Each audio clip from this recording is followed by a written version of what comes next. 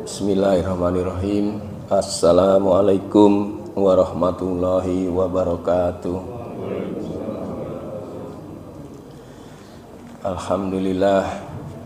Alhamdulillahi rabbil alamin wa bihi nasta'inu ala umurid dunya wadin.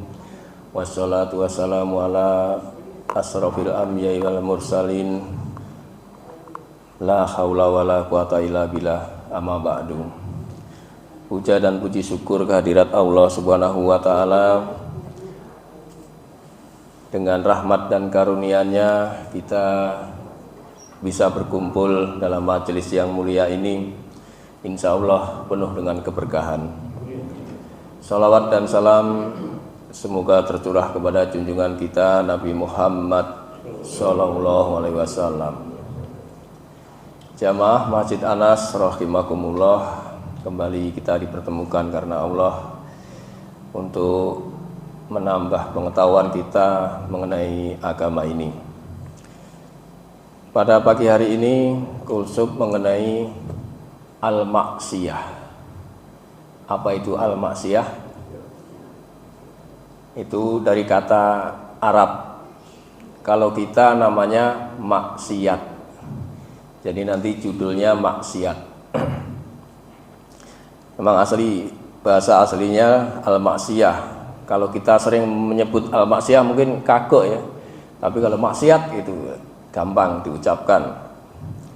Jadi al-maksiyah ini dari kata aqsa dan yaksi, yang maknanya merujuk kepada semua perbuatan dosa. Ya karena durhaka, karena melanggar larangan Allah ya. Jadi secara umum maksiat ini adalah keluar dari ketaatan Allah dan menyelisih perintah Allah. Keluar dari ketaatan Allah dan menyelisih perintah Allah. Contohnya apa Pak? Pasti dikasih contoh ini.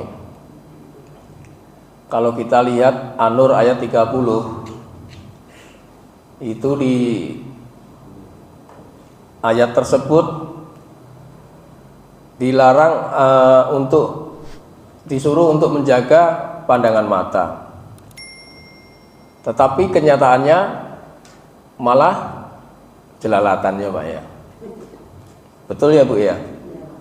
Padahal disuruh untuk menjaga pandangan. Ya, kata Ustadz siapa itu?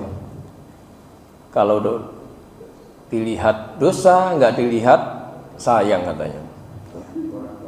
Iya. Padahal itu larangan Allah itu. Begitu juga kalau kita bicara sama orang tua, Pak.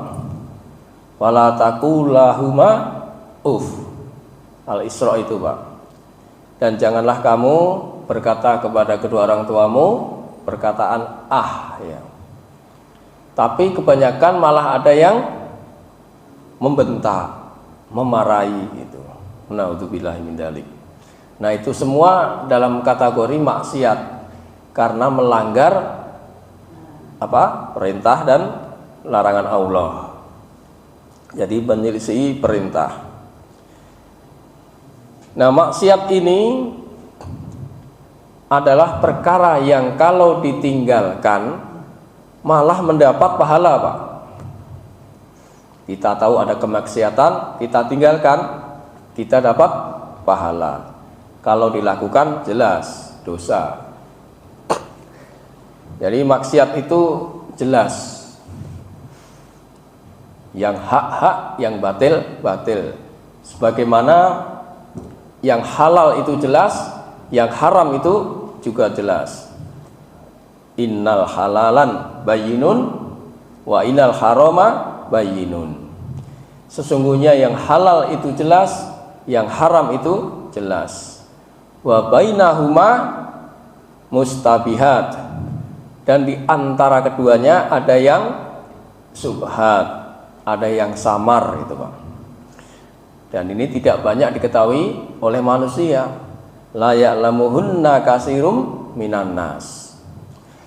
Famanit taqos subuhat istabra lidinihi wa irdih. Barang siapa yang menjaga perkara yang samar, perkara yang syubhat, maka ia telah menjaga agama dan kehormatannya. Faman faqa'a fis subuhati faqa'a fil haram. Barang siapa yang tercebur ke dalam yang syubhat, maka ia akan terjatuh kepada yang haram. Contohnya apa nih syubhat ini, Pak? Samar-samar ini, Pak. Bukan makanannya, betul, Pak. Yang bukan miliknya dimakan ya.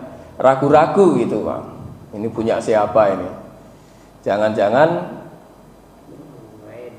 iya, punya orang lain yang ditaruh aja gitu. Lalu banyak yang hal-hal yang syubhat ya. Tapi kalau rokok saya nggak tahu nih syubhat apa enggak nih. Apa rokok bunga bang saya nggak tahu deh. Nanti penjelasannya lebih dalam kalau itu. Ya.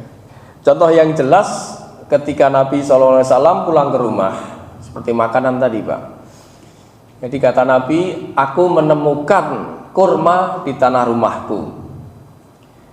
Kalau saja aku tidak khawatir sebutir kurma itu berasal dari sedekah, tentu sudah aku makan, kata Nabi gitu.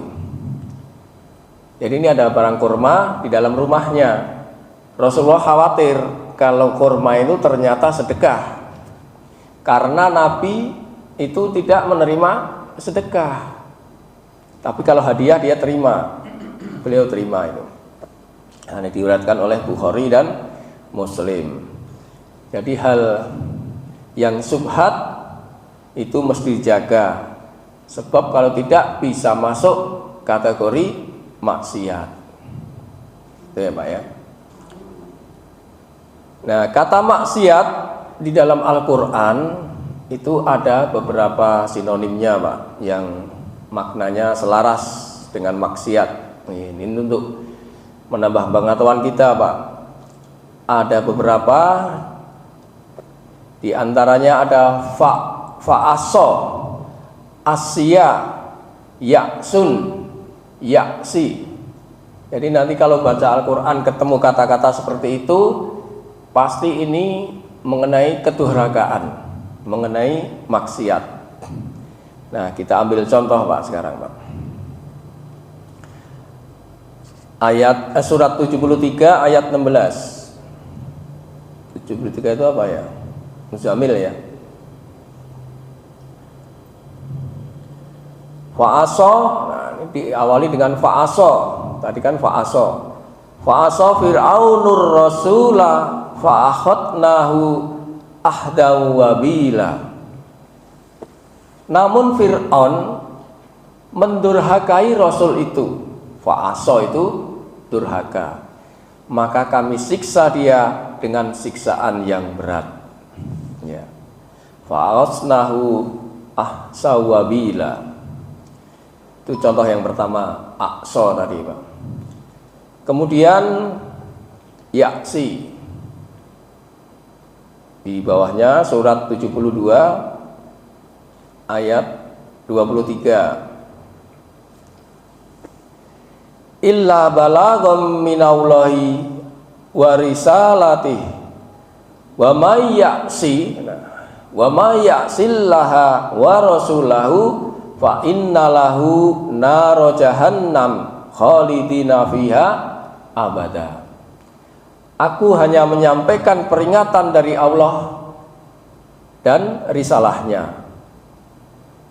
Dan barang siapa mendurhakai Allah dan Rasulnya, maka sesungguhnya dia akan mendapat azab neraka jahanam. Mereka kekal di dalamnya selama-lamanya. Surat 72 ayat 23. Jadi ada kata yaksi, wa may yaksi, itu artinya durhaka, maksiat. Selain contoh di Quran, di hadis juga ada, Pak. Di hadis misalnya, kullu ummatin dakhalal jannah illa man aba wa man ata'ani dakhalal jannah wa man sa'ani. Nah ini wa man sa'ani faqad aba. Barang siapa yang enggan, yang durhaka, maka ialah yang enggan. Sa'ani ya. Nah, kaidahnya bahwa maksiat ini kan lawannya taat gitu, Pak. Maksiat itu lawannya taat. Maka ada kaidah kita harus taat hanya kepada Allah dan Rasulnya. Itu yang pertama. Kalau di dalam Al-Quran itu banyak sekali. Wa atiullah wa atiur Rasul. Artinya kita taat kepada Allah, taat kepada Rasul. Mutlak. Ini taatnya mutlak. Kemudian yang kedua yaitu taat kepada ulil amri. Wa atiullahi wa atiur Rasul, tapi nggak pakai wa ati. Wa ulil amri minkum. Dan kepada pemimpin kamu atau ulil amri. Jadi tidak ada wa'atinya. Makanya ulama menerangkan bahwa ulil amri ini wajib ditaati. Wajib, Pak ya. Selama ulil amri itu tidak mengajak kepada maksiat, tidak menyuruh kepada kemaksiatan. Tapi selama ia berjalan di kitabullah, maka wajib ditaati. Adapun masalah ibadah, maka semua persoalan harus didasarkan kepada dalil, ketentuan Allah dan Rasulnya.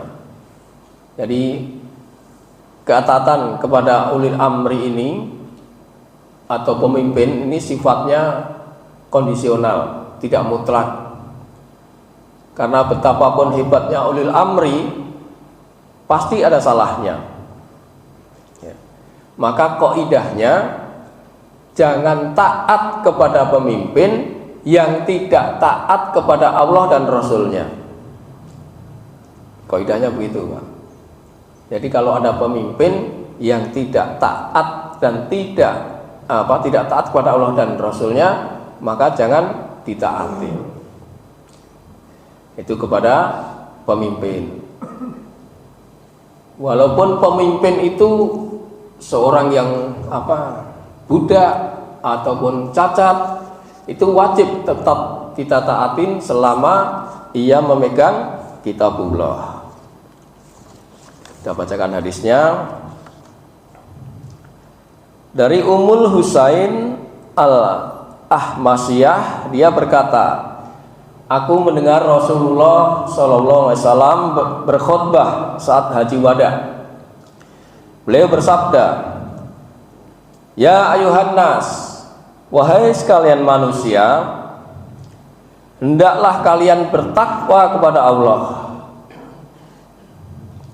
Kemudian, meskipun kalian dipimpin oleh seorang budak dari Habsah yang cacat hidung atau telinganya, maka dengar dan taatlah selama ia memimpin kalian dengan kitabullah. Hadis riwayat Tirmizi. Ya, jadi nanti kita ini sendiri, Pak, mana pemimpin yang perlu ditaatin dan tidak ditaatin. Kemudian yang ketiga, juga tidak boleh taat mutlak kepada manusia. Kalau tadi ulil amri sebagai pemimpin, kalau ini manusia, bedanya cuma jabatan. Jadi tidak boleh mutlak, tidak boleh taat mutlak kepada manusia, sama saja, Pak, selama ia mengajak kita kepada maksiatan. Jadi kalau mengajak kepada maksiat, kita tolak, Pak. Ya. Karena taat ini hanya pada perkara yang makruf, Pak. Tidak boleh dalam perkara maksiat. Sebagaimana dalam riwayat hadis Ahmad itu dikatakan innahu la ta'ata li makhluqin fi maksiatil khaliq, bahwasanya tidak ada ketaatan kepada makhluk dalam bermaksiat kepada al-khaliq. Begitu juga dalam riwayat Bukhari dan Muslim, ketaatan itu hanya pada perkara yang baik, perkara yang ma'ruf. La ta'ata fi maksiati innama ta'atu fil ma'ruf. Tidak ada ketaatan dalam perkara maksiat, taat itu hanya pada perkara yang ma'ruf, perkara yang baik. Ya, itulah beberapa pembukaan mengenai maksiat. Jadi kita tidak wajib mutlak taat kepada Allah dan Rasulnya, dan kita dalam taat kepada ulil amri itu kondisional. Dan kalau ada manusia mengajak kepada maksiat, wajib kita tolak, karena ketaatan hanya pada perkara yang ma'ruf. Nah, kemudian kedudukan maksiat dalam syariat. Kedudukan maksiat dalam syariat ini, maksiat menyebabkan berkurangnya iman, Pak. Jadi kalau ada orang bermaksiat, pasti imannya turun, pasti itu, Pak. Kata Ibnu Taimiyah dalam kitab Jami' al-Masail, beliau berkata, para sahabat dan jumhur salaf berada di atas pendapat bahwa iman itu dapat berkurang dan bertambah. Ya, bertambah karena ketaatan, wayan kusu bil maksiyah, dan berkurang karena kemaksiatan. Ya. Selain itu, sebagai penyebab berkurangnya iman atau turunnya iman, maksiat ini juga penyebab datangnya siksa Allah. Entah kapan siksanya kita nggak tahu, bisa langsung, bisa entar, atau nanti, nggak tahu kita. Nah, itu dikatakan di dalam surat Al-An'am, surat ke-6 ayat 44. Surat ke-6 ayat 44. Falamma nasu ma dzukiru bihi fatahna alaihim abwaba kulli syai' idza farihu bima utu ahadnahum ba'datan fa idahum mublisun. Maka ketika mereka melupakan peringatan yang telah diberikan kepada mereka, kami pun membuka pintu kesenangan. Nah, malah dibuka pintu kesenangan nih, Pak. Mereka lupa. Lalu ketika mereka bergembira dengan apa yang telah diberikan kepada mereka, lagi seneng-senengnya nih dapat kesenangan, kemudian kami siksa mereka secara tiba-tiba. Maka ketika itu mereka terdiam, berputus asa. Tapi secara tiba-tibanya kita nggak tahu, boleh jadi tahu-tahu gempa, tahu-tahu tsunami, walau alam bisawab. Ya. Jadi ketika sedang bermaksiat, maka lepas imannya. Orang yang sedang berzina, minum khamar, korupsi, tidak disebut mukmin, alias imannya lepas. Nah, kalau dalam keadaan begini, ketika meninggal gimana, Pak? Sedang bermaksiat kepada Allah. Nah, hadisnya kita bacakan.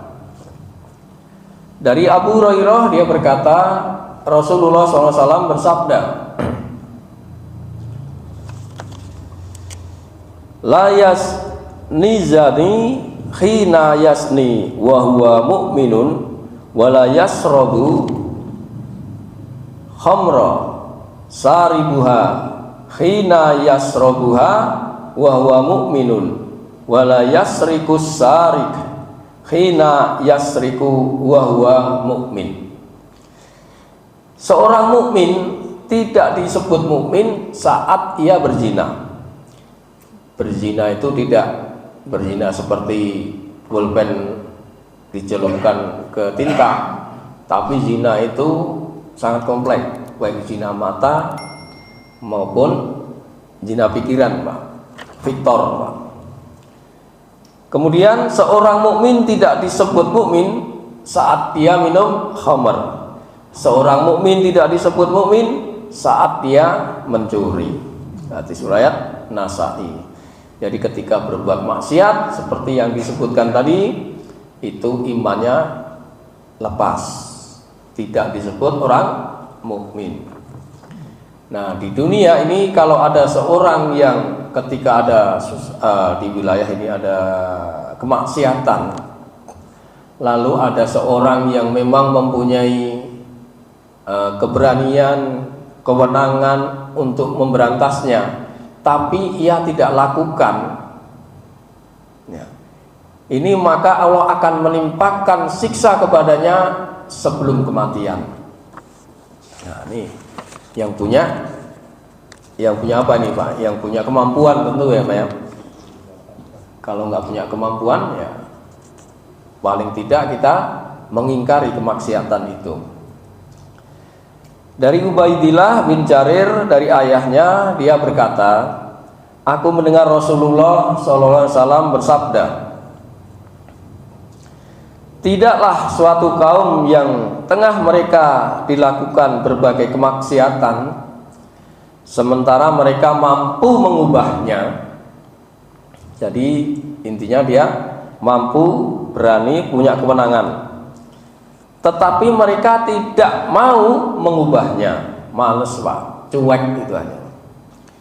Melainkan Allah akan menimpakan siksaan kepada mereka sebelum kematian mereka. Hadis riwayat Ibnu Hibban. Ya. Tapi kalau kepada para pemimpin ini mesti harus tahu ini, kalau ada kemaksiatan ya kalau punya wewenang, punya keberanian harus diberantas. Sebab kalau tidak, sebagaimana di surat Al-Anfal itu, semua akan kena dampaknya. Yang soleh juga kena, yang beriman juga kena nanti. Nah, itu di dunia. Kemudian di akhirat, Allah katakan di dalam surat An-Nisa ayat 14, wa ma ya'sillaha, barang siapa yang durhaka, ya'silah, wa ma ya'sillaha wa rasulahu wa yata'adza hududahu yudkhilhu naron khalidan fiha walahu adabun muhin. Dan barang siapa yang mendurhakai Allah dan Rasulnya dan melanggar batas-batas hukumnya, niscaya Allah masukkan ke dalam api neraka. Dia kekal di dalamnya dan dia mendapat azab yang menghinakan. Itu nanti di akhirat orang-orang yang bermaksiat. Nah, sekarang seberapa bahaya maksiat itu, Pak? Karena dari yang terkecil sampai yang terbesar, yang terang-terangan maupun yang tersembunyi, pasti dampak dari maksiat itu ujungnya pasti dosa. Jadi tentu sangat bahaya. Kalau dikatakan seberapa bahaya maksiat itu, tentu sangat bahaya. Karena hal ini sama dengan orang-orang yang zalim, orang yang kafir, orang yang munafik, itu ya, yang pernah saya sampaikan juga itu. Jadi kalau maksiat itu nanti ujungnya dosa, maka seharusnya kita hindari, kita mendekati ketaatan. Nah, ini sebagaimana Allah berfirman dalam surat, wah ini lupa, ini enggak saya ampun ini. Ya ayyuhalladzina amanu atiullaha wa atiur rasul wa la tubdilu a'malakum Wahai orang-orang yang beriman, taatlah kepada Allah dan Rasul-Nya, dan janganlah kamu merusak segala amalmu. Ini maksudnya kalau udah taat kepada Allah, taat kepada Rasul, jangan bermaksiat. Kalau bermaksiat maka rusak amalannya. Apa yang kita kerjakan karena Allah dan Rasulnya tadi rusak, pasti lenyap amalannya. Apa itu? Habitat a'maluhum. Nah, lalu apa tadi diperintah untuk menghindari maksiat itu? Apa saja yang perlu dihindari? Yaitu ada 6 perkara yang harus dihindari. Yang pertama, sitatu asya'atu bitul a'mal. Ada 6 perkara yang dapat menghapus amal perbuatannya, maka ini harus dihindari supaya tidak terhapus. Yang pertama, sibuk mencari aib orang lain. Ya, jadi harus kita hindari mencaci, menggibah orang lain. Ini kadang-kadang memang nggak sadar ya Pak ya. Kemudian yang kedua, keras hati. Keras hati ya, supaya amalan tidak terhapus maka jangan keras hati. Keras hati itu kalau diperingatkan, kalau diberitahu, dikasih nasihat, dablek itu Pak, bodoh amat gitu ya. Kemudian supaya tidak terhapus amalannya, jangan terlalu cinta dunia. Terus kemudian ada rasa malu, panjang angan-angan, dan perbuatan zalim yang terus menerus, tidak ada hentinya. Nah, itu 6 perkara yang harus dihindari agar amalannya tidak terhapus. Tadi pertama, sibuk mencari aib orang lain, hatinya keras, cinta dunia, sedikit rasa malu, tulul amal, panjang angan-angan, dan perbuatan zalim yang terus menerus. Jadi bahaya maksiat ini seperti itu tadi harus dihindari. Dan ternyata tidak hanya larangan-larangan saja yang harus dihindari. Bahkan seorang penceramah Pak, itu juga tidak boleh pasang tarif Pak. Ini hadis ini Pak, nggak boleh meminta upah. Kita buka dulu hadisnya.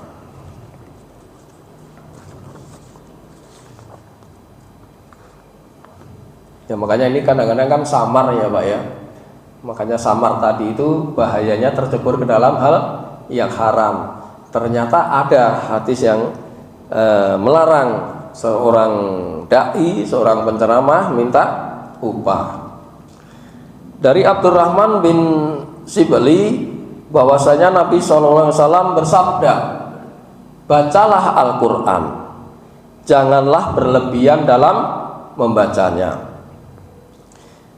jangan berpaling daripadanya, dan jangan kalian jadikan Al-Quran itu untuk mencari makan, dan jangan juga untuk memperkaya diri.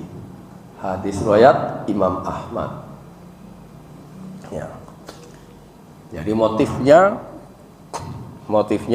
orang yang berdakwah, berceramah itu menyampaikan kebenaran. Dia seorang sales Pak, seorang marketing, salesnya Allah, itu dakwah. Maka upahnya nanti minta sama Allah, itu aja Pak. Jangan minta kepada manusia. Kalau diberi gimana Pak? Kalau beri ambil ya Pak, diberi. Iya. Karena orang yang mengundang ceramah, kalau ceramahnya minta tarif kan tadi nggak boleh ya. Tapi orang yang undang ceramah nggak ngasih bekal, kebangetan ya Pak. Ngarep itu namanya. Ngarep-ngarep itu. Kayak Pak Aleh itu dulu habis jadi MC jenazah langsung dipeselin. Pak Aleh nolak itu. Wah, kok nggak dikasih saya tadi, titipin saya Pak Aleh ya. Memang dari zaman dulu para sahabat itu ada yang suka ngeyel kalau dinasehatin. Maka Rasulullah bersabda, agak panjang ini, saya ambil tengahnya saja. Oh enggak ya. Dan janganlah kamu bermaksiat kepadaku, kata Rasulullah, dalam perkara kebaikan, dalam perkara ma'ruf, jangan bermaksiat. Kalau larangan-larangan tersebut dilanggar, ya, larangan-larangan tadi dilanggar, maka akan mendatangkan murka Allah. Sekali maksiat akan berpotensi mendapatkan kemurkaan Allah. Ini kan bahaya, kadang-kadang nggak sadar ini Pak. Maka kalau kita tercebur dalam kemaksiatan, lalu beristighfar, segera beristighfar Pak. Karena bahayanya di sini ini Pak. Ya, ada potensi mendapat kemurkaan Allah. Dari Mu'adz bin Jabal, dia berkata, Rasulullah SAW memberiku 10 wasiat. Oh, ada 10 wasiat ini Pak. Beliau bersabda, 1, jangan menyekutukan Allah dengan apapun, meski kau terbunuh atau dibakar. 2, jangan mendurhakai kedua orang tuamu, meski keduanya memerintahkanmu untuk meninggalkan keluarga dan hartamu. 3, jangan tinggalkan sholat wajib dengan sengaja, karena sesungguhnya orang yang meninggalkan sholat wajib dengan sengaja telah terbebas dari tanggungan Allah. 4, jangan minum khamr, karena itu induk segala kekejian. 5, jauhilah maksiat, karena dengan kemaksiatanlah kemurkaan Allah Azza wa Jalla akan datang. 6, jangan lari dari peperangan. 7, bila orang telah mati sementara kamu berada di antara mereka, tetaplah bertahan, jangan minta kematian. Kemudian nafkahilah keluargamu dari usahamu. Ya, yang terbaik adalah usaha dari tangan sendiri. Jangan kamu angkat tongkatmu pada mereka dengan maksud untuk mendidik. Jadi nggak boleh Pak, dengan mengangkat tongkat itu untuk menakut-nakutin, walaupun itu dalam rangka mendidik. Kemudian yang 10, rahasiakanlah kesalahan-kesalahan mereka karena Allah. Ini tidak boleh membuka aib. Hadis riwayat Ahmad. Jadi kalau bermaksiat tadi ujungnya dosa, dosa mengakibatkan kelalaian, lalai penyebab keras hati jatuhnya jauh dari Allah. Kalau udah jauh dari Allah, ujungnya siksa Pak. Sebagaimana dalam fatwa Imam Haris Al-Musaibi, Risalah Al-Mutasaridin, dikatakan, ketahuilah wahai saudaraku, bahwa dosa-dosa mengakibatkan kelalaian. Jadi kalau orang sudah berbuat dosa, berbuat maksiat, menjadi lalai. Dan kelalaian mengakibatkan keras hati. Dan keras hati mengakibatkan jauhnya dari Allah. Dan jauh dari Allah mengakibatkan siksaan di neraka. Hanya saja yang memikirkan ini adalah orang-orang yang hidup. Adapun orang yang telah mati, sungguh mereka telah mematikan jiwa mereka dengan mencintai dunia. Ya, Imam Haris Al-Musaibi. Nah, kemudian kalau orang mengajak maksiat, kita jangan kompromi Pak dengan kemaksiatan itu Pak. Sekali kompromi itu bahaya. Dan kalau kita tidak bisa kompromi dengan maksiat, maka Allah akan menanamkan kecintaan iman di dalam hati kita.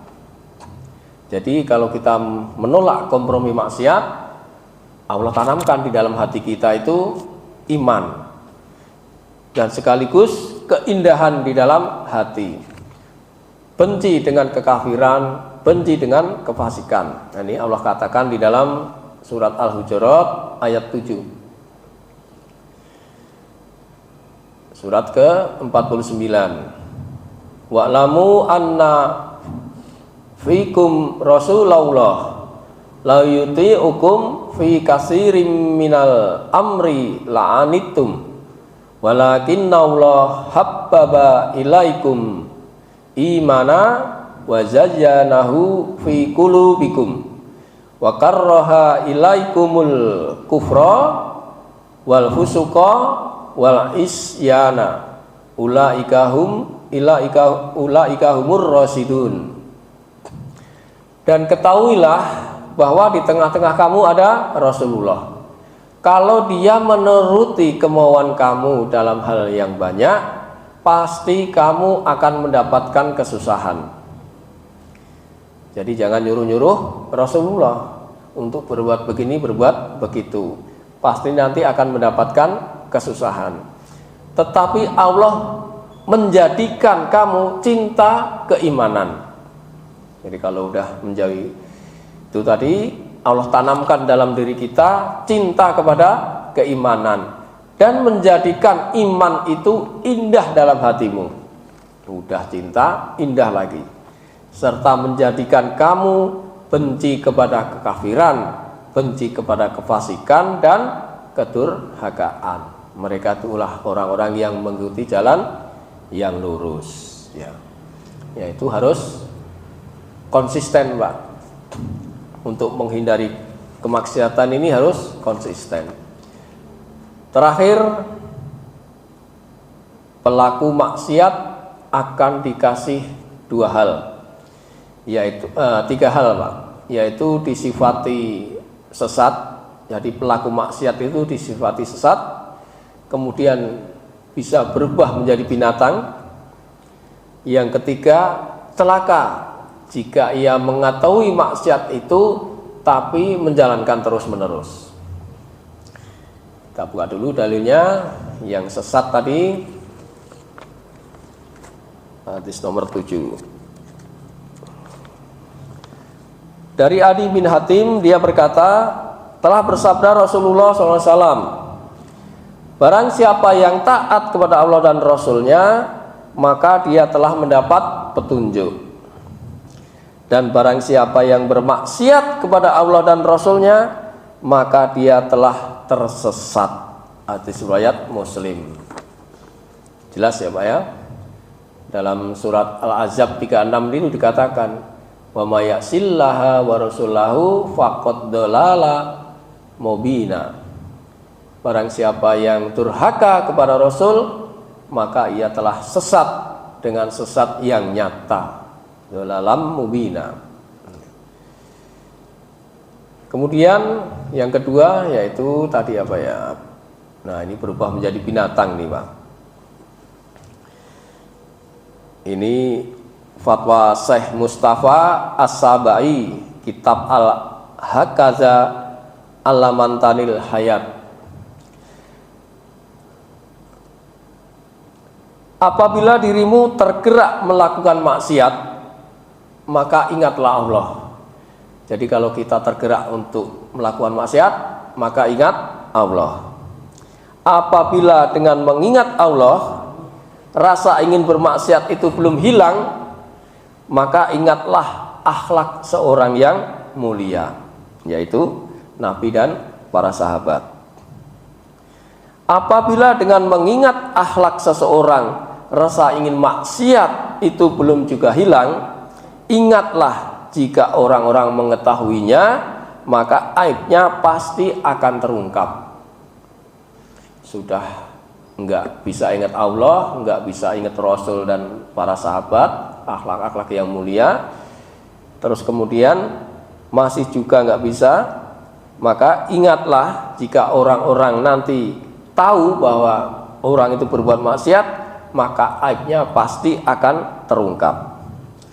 Apabila rasa ingin bermaksiat itu belum hilang juga, setelah ketiganya itu kok masih belum hilang juga, maka ketahuilah saat itu juga engkau telah berubah menjadi binatang. Jadi akalnya, pikirannya udah hilang, yang keluar hanya hawa nafsu. Yang ketiga dikatakan celaka, Pak. Celaka jika mengetahui itu maksiat tapi malah dijalankan. Dari Abdullah bin Amru bin As bahwasanya dia mendengar Nabi SAW di atas mimbar. Satu, sayangilah maka kalian akan disayangi. Irhamu turhamun.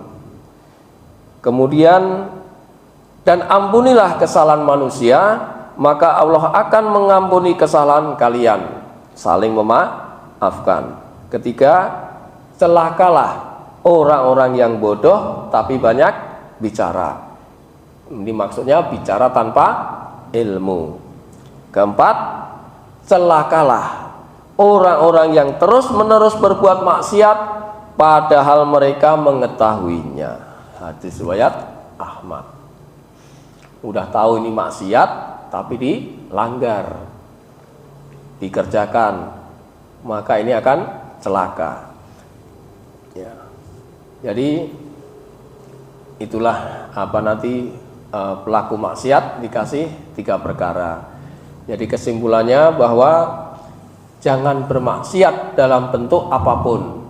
Namanya manusia juga pasti akan suatu saat salah, akan lalai. Memang sudah dinas seperti itu. Tapi kalau kita tercebur dalam kemaksiatan, segera istighfar, bertobat kepada Allah.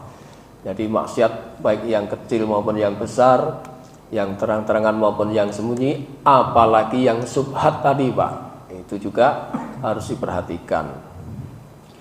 Ya, saya kira itu saja. Mudah-mudahan ada manfaatnya. Cukup ya, Pak ya. Barangkali ada tambahan, ada pertanyaan.